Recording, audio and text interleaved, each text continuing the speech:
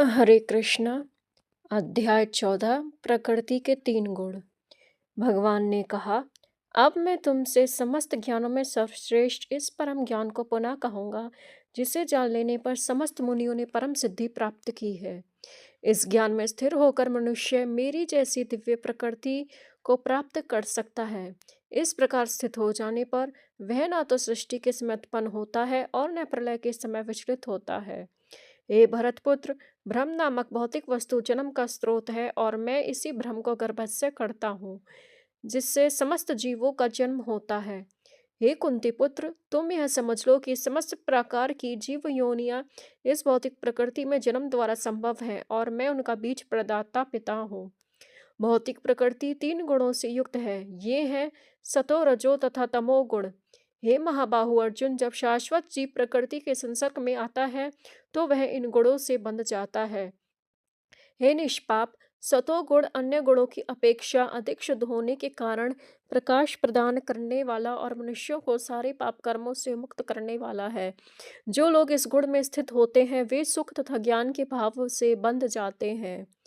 हे कुंती पुत्र, रजोगुण की उत्पत्ति असीम आकांक्षाओं तथा तृष्णाओं से होती है और इसी के कारण से यह देहधारी जीव सकाम कर्मों से बंध जाता है।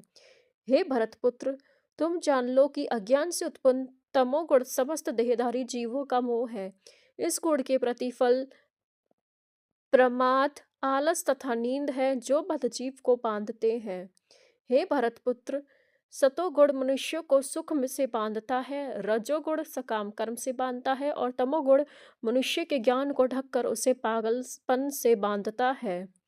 हे भरतपुत्र, कभी कभी सतोगुण रजोगुण तथा तमोगुण को परास्त करके प्रधान बन जाता है, तो कभी रजोगुण सतो तथा तमोगुणों को परास्त कर देता है और कभी ऐसा होता है कि तमोगुण तथा रजोगुणों को परास्त कर देता है। इस प्रकार श्रेष्ठता के लिए निरंतर स्पर्धा चलती रहती है।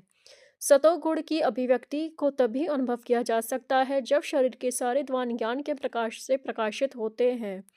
हे भरतवंशियों में प्रमुख, जब रजोगुण में वृद्धि हो जाती है तो अत्यधिक आसक्ति, सकाम कर्म, गहन उद्यम तथा अनियंत्रित इच्छा एवं लालसा के लक्षण प्रकट होते हैं। जब तमोगुण में वृद्धि हो जाती है तो हे कुरुपुत्र, अंधेरा, जड़ता, प्रमत्ता तथा मोह का प्राकट्य होता है। जब कोई सतोगुण में मरता है तो उसे महर्षियों के विशुद्ध उच्चतर लोकों की प्राप्ति होती है। जब कोई रजोगुण में मरता है तो वह सकाम कर्मियों के जन्म ग्रहण करता है और जब कोई तमोगुण में मरता है तो वह पशु योनि में जन्म धारण करता है।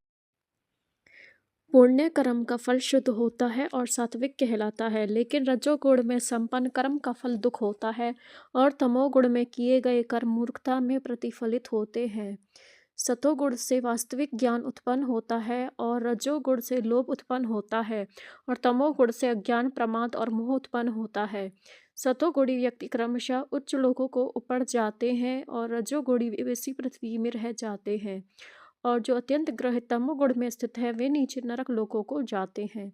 जब कोई यह अच्छी तरह जान लेता है कि समस्त कार्यों में प्रकृति के 3 गुणों के अतिरिक्त अन्य कोई कर्ता नहीं है और जब वह परमेश्वर को जान लेता है जो इन 3 गुणों से परे है, तो वह मेरे दिव्य स्वभाव को प्राप्त होता है। जब देहधारी जीव भौतिक शरीर से संबंध इन 3 गुणों को लांघने में समर्थ होता है तो वह जन्म, मृत्यु, बुढ़ापा तथा अनेक कष्टों से मुक्त हो सकता है और इसी जीवन में अमृत का भोग कर सकता है। अर्जुन ने पूछा, हे भगवान, जो इन 3 गुणों से परे है वह किन लक्षणों के द्वारा जाना जाता है, उसका आचरण कैसे होता है और वह प्रकृति के गुणों को किस प्रकार लांघता है। भगवान ने कहा, हे पांडुपुत्र, जो प्रकाश, आसक्ति तथा मोह के उपस्थित होने पर ना तो उनसे घृणा करता है और ना लुप्त हो जाने पर उनकी इच्छा करता है, जो भौतिक गुणों की इन समस्त प्रक्रियाओं से निश्चल तथा अविचलित रहता है और यह जानकर कि केवल गुण ही क्रियाशील है, उदासीन तथा दिव्य बना रहता है, जो अपने आप में स्थित है और दुख तथा सुख को एक समान मानता है, जो मिट्टी के ढेले, पत्थर एवं स्वर्ण के टुकड़ों को समान दृष्टि से देखता है, जो अनुकूल तथा प्रतिकूल के प्रति समान बना रहता है, जो धीर है और प्रशंसा तथा बुराई, मान तथा अपमान में समान भाव से रहता है, जो शत्रु तथा मित्र के समान व्यवहार करता है और जिसने सारे भौतिक कार्यों का परित्याग कर दिया है, ऐसे व्यक्ति को प्रकृति के गुणों से अतीत कहते हैं। जो समस्त परिस्थितियों में अविचलित भाव से पूर्ण भक्ति में प्रवक्त होता है, वह तुरंत ही प्रकृति के गुणों को लांघ जाता है और इस प्रकार ब्रह्म के स्तर तक पहुँच जाता है। और मैं ही उस निराकार ब्रह्म का आश्रय हूँ, जो अमृत, अविनाशी तथा शाश्वत है और चरम सुख का स्वाभाविक पद है। धन्यवाद। हरे कृष्ण।